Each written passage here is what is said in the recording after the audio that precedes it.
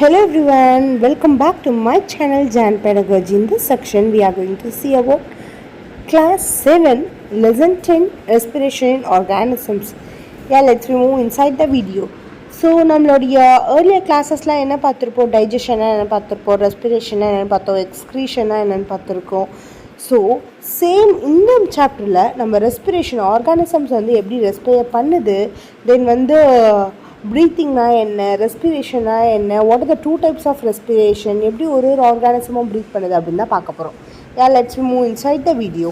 10.1 why do we respire? ஏன் நம்ம முதல்ல ரெஸ்பிரேட் பண்ணணும்?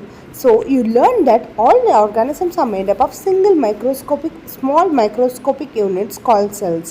A cell is the smallest structural and functional unit of an organism. Each cell of an organism performs certain functions such as nutrition, transport, excretion, and reproduction. To perform these functions, the cell needs energy. Even when we are eating, sleeping or reading, we require energy.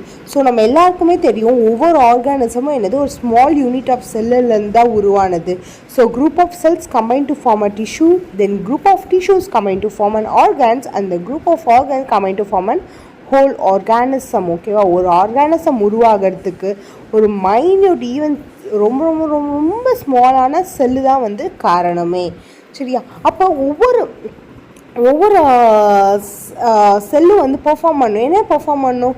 Certain அதோடைய ஃபங்க்ஷன்லாம் வந்து perform பண்ணணும். இப்போ டைஜஷனில் இருக்க அந்த செல் digestion ப்ராசஸில் இருக்குது அப்படின்னா அது என்ன பண்ணணும்? டைஜஸ்ட் பண்ணுறதுக்கான பெர்ஃபார்மன்ஸ் பண்ணணும்ல. ஸோ இது எல்லாத்துக்குமே அதுக்கு என்ன வேணும்? எனர்ஜி வேணும். ரைட், நம்ம தூங்கினாலும் சரி எனர்ஜி வேணும், நம்ம விளையாடினாலும் எனர்ஜி வேணும், தென் வந்து நம்ம படிக்கணுனாலும் எனர்ஜி வேணும். ஸோ இது எல்லாத்துக்குமே என்ன அப்படின்னா நமக்கு வந்து எனர்ஜி வேணும். அந்த எனர்ஜி நமக்கு எங்கேருந்து கிடைக்கும்? ரைட், ஃபுட்டுலேருந்து மட்டும்தான் கிடைக்கும். நம்ம எடுத்துக்கிற உணவுலேருந்து மட்டும்தான் என்ன பண்ண முடியும்? நமக்கு எனர்ஜி கிடைக்கும்.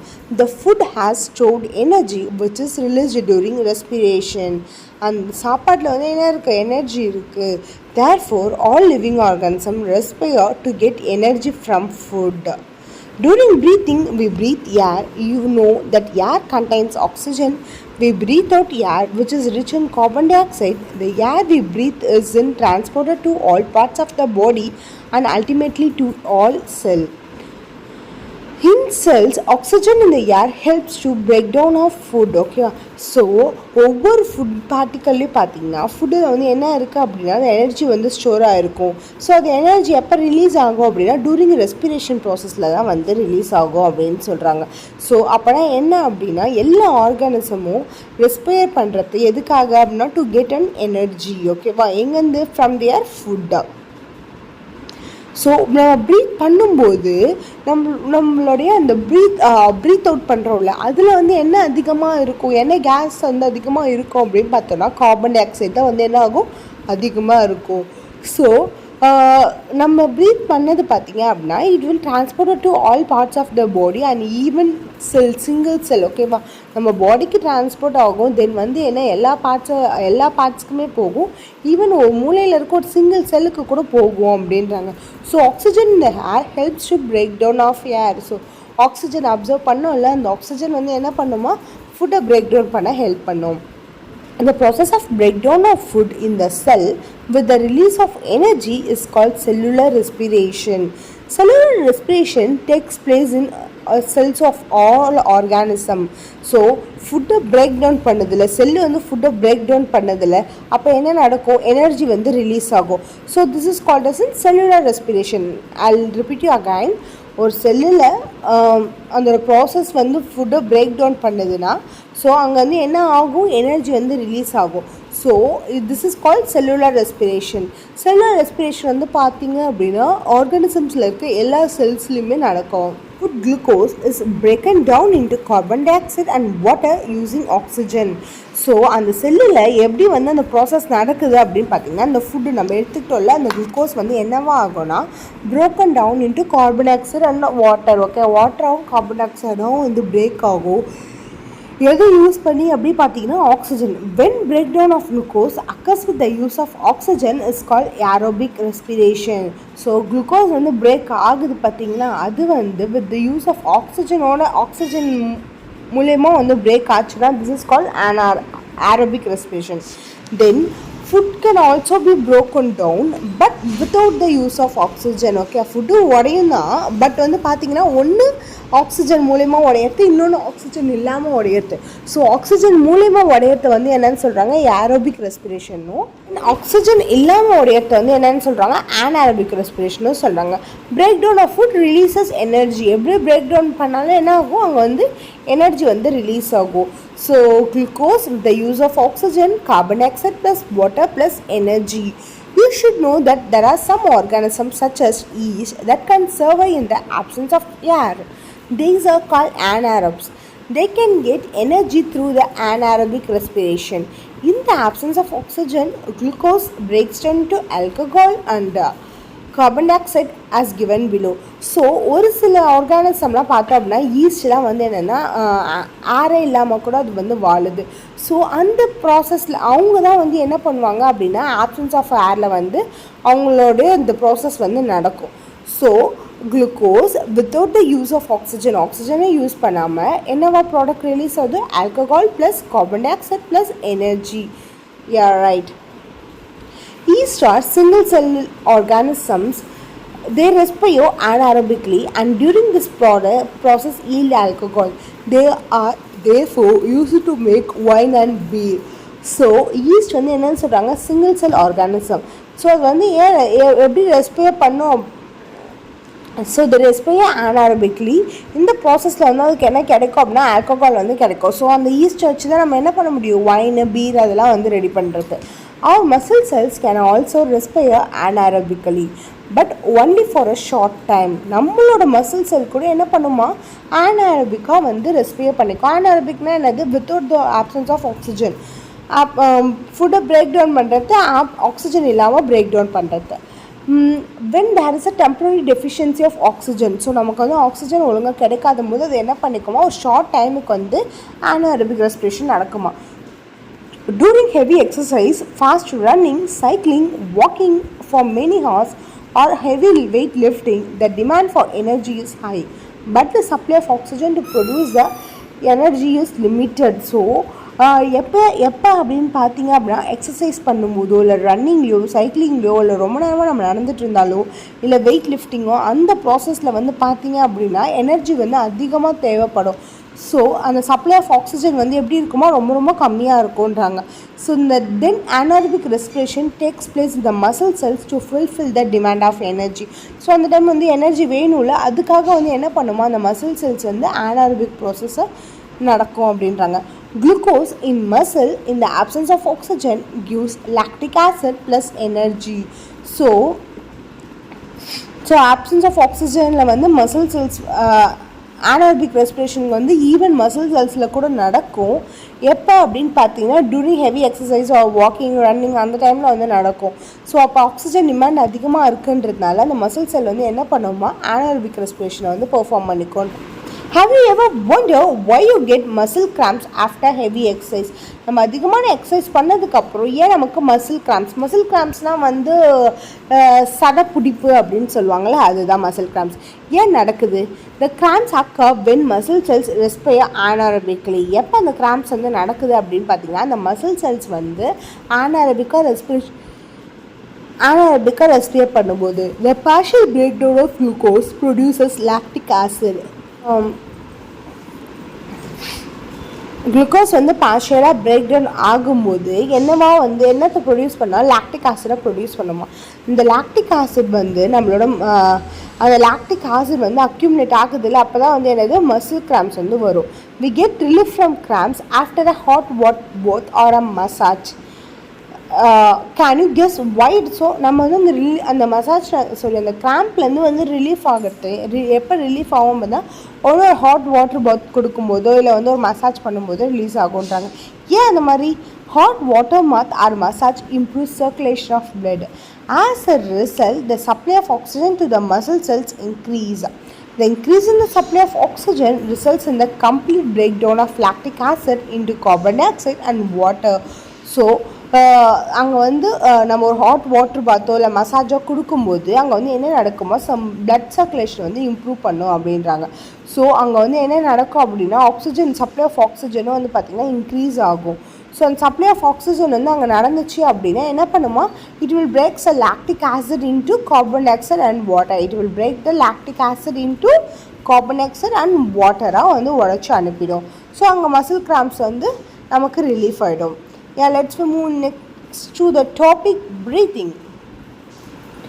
Breathing means taking in air rich in oxygen and giving out air rich in carbon dioxide with the help of respiratory organs. The taking of air rich in oxygen into the body is called inhalation and giving out of air rich in carbon dioxide is called exhalation. காற்றில் oxygen அதிகமாக வந்து நம்ம எடுத்துக்கிட்டோம் அப்படின்னா அது என்னன்னு சொல்கிறாங்க, inhalation. Then carbon dioxide அதிகமாக வந்து வெளில விட்றோம் அப்படின்னா it's called as an exhalation. It is a continuous process which goes on all the time and through the life of an organism. ஓகேவா, ஒரு உயிர் பிறந்ததுலேருந்து அதோட இறக்கும் வரை என்ன நடக்கும், இந்த ப்ரீத்திங் ப்ராசஸ் நடந்துகிட்டே தான் இருக்கும். The number of times a person breathes in a minute is termed as a breathing rate. During breathing, inhalation and exhalation takes place alternately. ஒரு பர்சன் ஒரு நிமிஷத்துக்கு எத்தனை முறை ப்ரீத் இன் ப்ரீத் அவுட் பண்ணுறாங்க அப்படின்றத என்னன்னு சொல்கிறாங்க, breath rate. So number of times a person breathes in a minute is called breath rate. So இந்த ப்ரீத்திங் ப்ராசஸில் வந்து இன்ஹலேஷனும் எக்ஸலேஷனும் என்ன நடக்குமா, ஆல்டர்னேட்டாக நடக்கும் அப்படின்றாங்க. A breath means one inhalation plus one inhalation, one exhalation. ஓகேவா, ஒரு ப்ரீத் அப்படின்னா நம்ம ஒரு மூச்சு ப்ரீத் அப்படின்னு சொல்கிறது தான் என்ன அப்படின்னா ஒரு இன்ஹலேஷன், ஒரு முறை உள்ளே இழுக்கிறது, தென் ஒரு முறை வெளில விடுறது. இதை தான் வந்து என்ன சொல்கிறாங்க, ப்ரீத் அப்படின்றாங்க. Next topic we are going to see about how do we breathe. Let us now learn about the mechanism of breathing. Normally we take in air through our nostril. When we inhale air, it passes through our nostril into the nasal cavity. From the nasal cavity, the air reaches our lungs through the windpipe. Lungs are present in the chest cavity. This cavity is surrounded by ribs on the sides. A large muscular sheet called diaphragm forms the floors on the chest cavity. Breathing involves a movement of the diaphragm and the rib cage. So, see this video. நம்ம எப்படி வந்து breathe in பண்ணுவோம் through our nostril. Okay, nostril இருந்து and it passes through the nasal cavity and it passes through the lungs, right? Okay, then the down is diaphragm. கீழே இருக்குல்ல அது வந்து என்னது, diaphragm. So yeah, during inhalation the ribs moves up and outwards and diaphragm moves down. So மூச்சை இழுக்கும்போது நம்மளோட ribs, இந்த எலும்பு மாதிரி இருக்குல்ல, அது வந்து என்ன பண்ணும் அப்படின்னா மூவ்ஸ் அப், வெளியே வரும், தென் அவுட்வார்ட்ஸ், ஓகே, வெளில வரும், தென் அண்ட் டயஃப்ரம் அந்த கீழே இருந்துச்சு இல்லை அது வந்து என்ன அப்படின்னா this diaphragm. So it's moves down. This movement increases space in our chest cavity and the air rushes into the lungs. So இந்த ப்ராசஸில் நம்மளோட செஸ்ட் கேவிட்டி வந்து பார்த்திங்க அப்படின்னா நிறைய ஸ்பேஸ் கொடுக்கும். நம்மளோட ஏர் வந்து என்ன பண்ணும், ஃபாஸ்ட்டாக வந்து ரஷ் பண்ணி லங்ஸ்குள்ளே போகும். இந்த லங்ஸ் கெட் ஃபில்டு வித் ஏர். லங்ஸில் வந்து என்ன ஆகிடும், ஏர் ஃபுல்லாக ஃபில் ஆகிக்கும். டூரிங் எக்ஸலேஷன் எக்ஸல் பண்ணும்போது, வெளியே விடும்போது ரிப்ஸ் மூவ்ஸ் டவுன். ரிப் வந்து என்ன பண்ணும், கீழே போய்டும். And inwards while diaphragm moves up to the former position. Diaphragm வந்து என்ன பண்ணும், மேலே வந்துட்டு நார்மல் பொசிஷனுக்கு வரும். This reduces the size of the chest cavity. நம்மளோட செஸ்ட் கேவிட்டியோட சைஸை வந்து குறைச்சிடும். அந்த air is pushed out of the lungs. Air வந்து என்னது, லங்ஸ் விட்டு வெளில வந்துடும். Movements in body can be felt easily. So இந்த ப்ராசஸ் என்ன நடக்கும்னா ரொம்ப ஈஸியாக வந்து நடக்கும் அப்படின்றாங்க. Smoking damage lungs. Smoking is also linked to cancer. It must be avoided. Smoking வந்து என்ன அப்படின்னா புகைப்பிடித்தல். அது வந்து என்னன்னு சொல்கிறாங்க, நம்மளோட லங்ஸுக்கு வந்து ரொம்ப ரொம்ப ரொம்ப கெடுதல். ஸோ ஸ்மோக் பண்ணோம் அப்படின்னா நமக்கு வந்து என்னது, it may cause the cancer too. ஓகேவா, ஸோ கேன்சர் கூட வரதுக்கான ஒரு வாய்ப்புகள் அதிகம். So it should be avoided. நம்ம என்ன பண்ணணும், ஸ்மோக் பண்ணக்கூடாது, அவாய்ட் பண்ணுன்றாங்க. The air around us has various types of unwanted particles such as smoke, dust and pollens, etc. When we inhale, the particles get trapped in the air present in our nasal cavity.